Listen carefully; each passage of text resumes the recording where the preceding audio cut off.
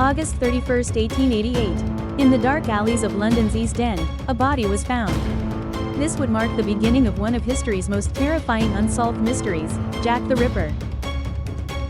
Late 19th century Whitechapel was overcrowded, impoverished, and dangerous. Poverty, disease, and crime plagued its streets. It was here, among struggling workers and desperate women, that fear began to take root. On August 31st, Mary Ann Nichols was found brutally murdered.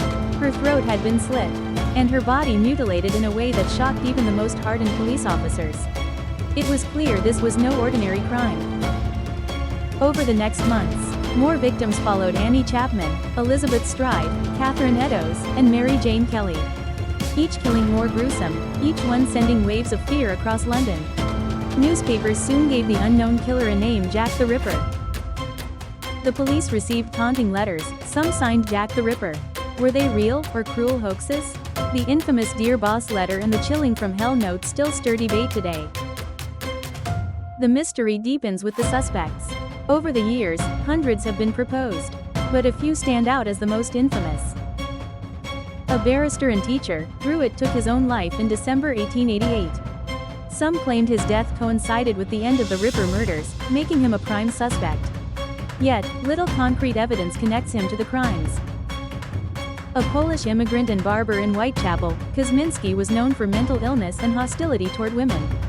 Decades later, DNA evidence from a shawl allegedly linked to a victim pointed to him, though the results remain controversial. The famous British painter Walter Sickert was accused long after the murders. Some modern theorists suggest his artworks contained hidden clues. However, most historians dismiss this as speculation rather than fact. Even royalty was not spared from suspicion. Prince Albert Victor, grandson of Queen Victoria, was rumored to be connected through scandal and conspiracy theories. Historians, however, find no evidence of his involvement. One of the most intriguing suspects was an American, Francis Tumblety, a self-styled doctor from the United States. He was in London during the murders and was notorious for his hatred of women, especially prostitutes. Arrested briefly, he escaped back to America. Some argue the American wording of the Dear Boss letter points directly to him. The Ripper case revealed the power of the press. Sensational headlines sold millions of papers and turned London's fear into global fascination. Jack the Ripper was no longer just a murderer, he became a legend. More than a century later, Jack the Ripper still haunts our imagination. Books, films, and theories continue to emerge. He remains a symbol of fear, mystery, and the dark side of modern cities. Jack the Ripper simply disappeared into the London fog as quickly as he appeared.